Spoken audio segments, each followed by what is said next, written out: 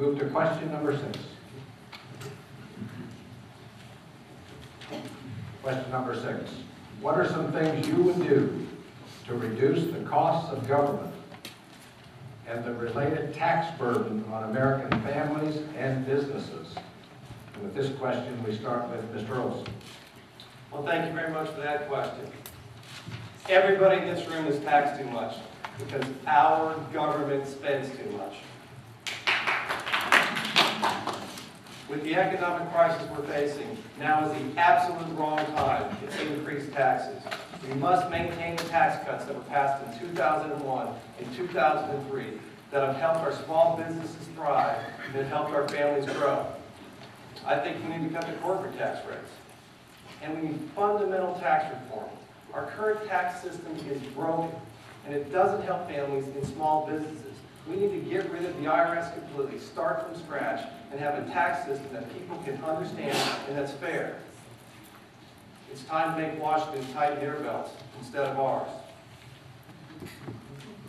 There's no one in this room who Congressman Lampson hasn't voted to raise taxes on you or voted against tax cuts that would have helped you.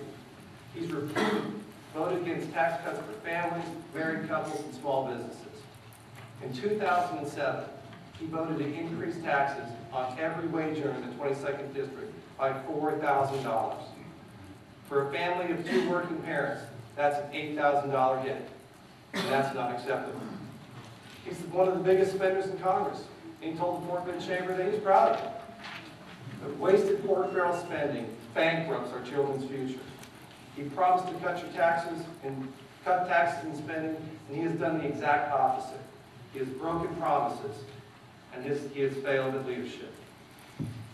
I assure you that when I'm elected to Congress, I will fight to cut taxes, decrease the excessive spending that's bankrupting our children's future. Congressman Lampson, 2 minutes.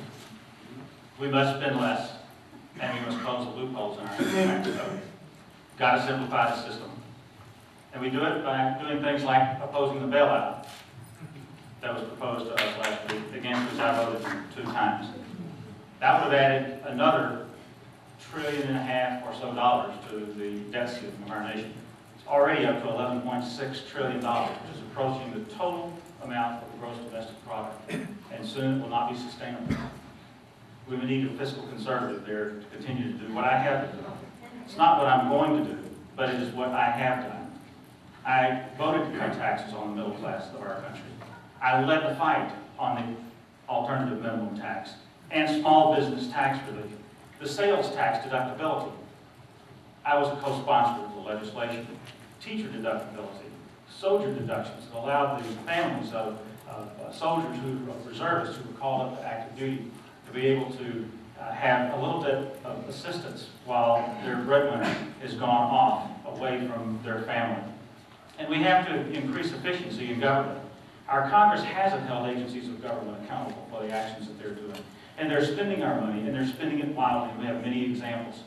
The Bridge to Nowhere, the $100,000 that our department, one of our departments spent on credit card charges at topless bars, ladies and gentlemen. Waste, fraud, and abuse must be ended. And I have sought ways to do that. It was my legislation that caused no longer first-class transportation to be able to be purchased by the administration of our government. Mr. Olson, 1 minute follow-up. Well, thank you very much. And I want to applaud the Congressman for his vote against the most recent bailout. That was the correct vote. If I was in Congress, that would be my vote as well. The thing that troubles me the most about that vote is he was quoted saying after the vote that one of the reasons why he opposed it is because it raised the debt limit of the United States almost $700 billion. Fair enough. How come 2 months before, when the Fannie Mae Freddie Mac bill was going through, he was comfortable raising the federal debt limit by over $800 billion? That makes no sense to me. That's the problem in Washington. There's money, money, money, and there's no control over the spending. We need fiscal conservatives like myself up in Washington to ensure that the tax burden stays low, that our families have the money they need, and our small businesses can grow.